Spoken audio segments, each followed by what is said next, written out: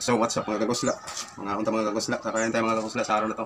So ito yung what's up mga kagusla? Ayun, sa araw na to kakain tayo mga kagusla. So ito yung ating pagkain mga kagusla. Ayun, oh, mayroon tayong sinugba na isda, may pritong isda, and then may sinugba na pusit. May sinugba na nukos. Okay. Huwag na tayong hindi na natin ito patagal-tagal mga kagusla dahil guslang-gusla na ako. Let's go, kain na tayo. Kain na tayo mga kagusla. Nakalimtam na ako yung sibuyas dahil. Ay mga kagusla, sarap ito. Hiniham na isda. Hindi na ako nag-ano sa sasaw kasi gusto ko. Masasahan ko talaga yung totoong lasa ng isda. Ayaw ko na yung nakahaluan ng mga kung ano-ano. Diba? Dami. Ang sinugbang nukos.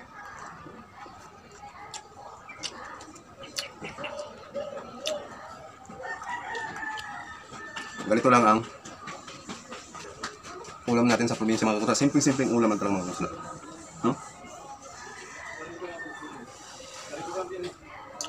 Ganito lang mga simpleng ulam, isda, minsan gulay. At ang dalim-dalim yung mga kagusla, kasi alam nyo dito sa amin, tikit-tikit ang mga bahay. So, kasi nalapati-mabati ang mga masasamang espiritu sa lisod na. Nag-iingat tayo sa ating content.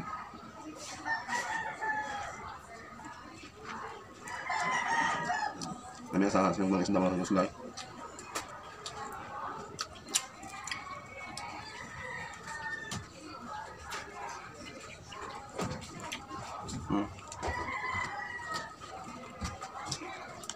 Ito yung ulam na nukos.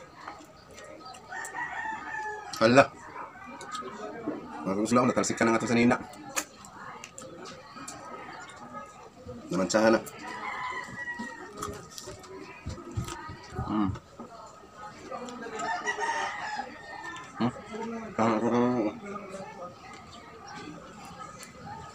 Mga kagusla.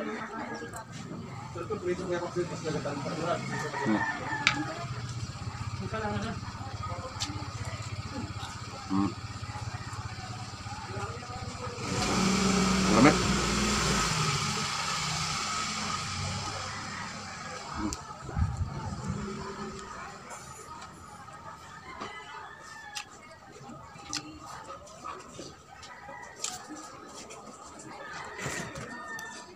Ngayon, dahil na itong pritong isda.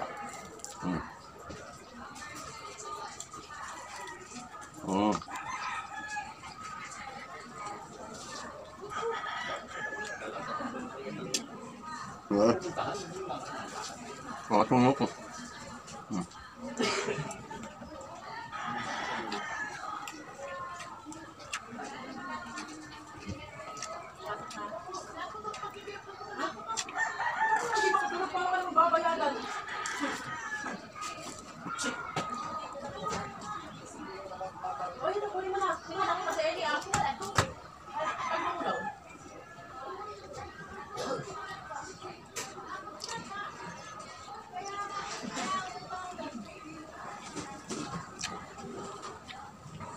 May sarap.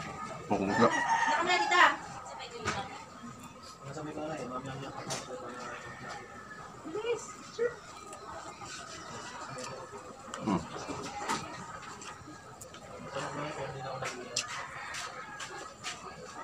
Pero nabis din na nila isusawan nga tuyo, sili, sibuyas.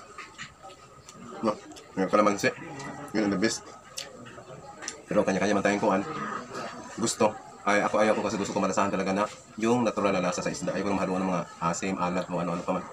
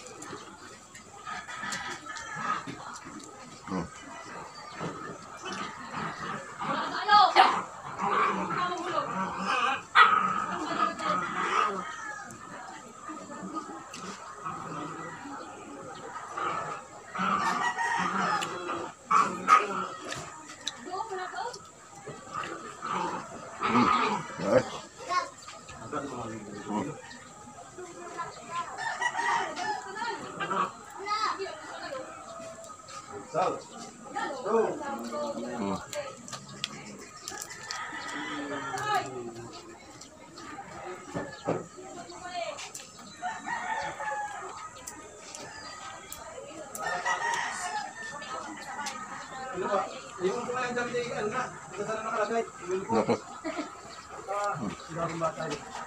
Yeah.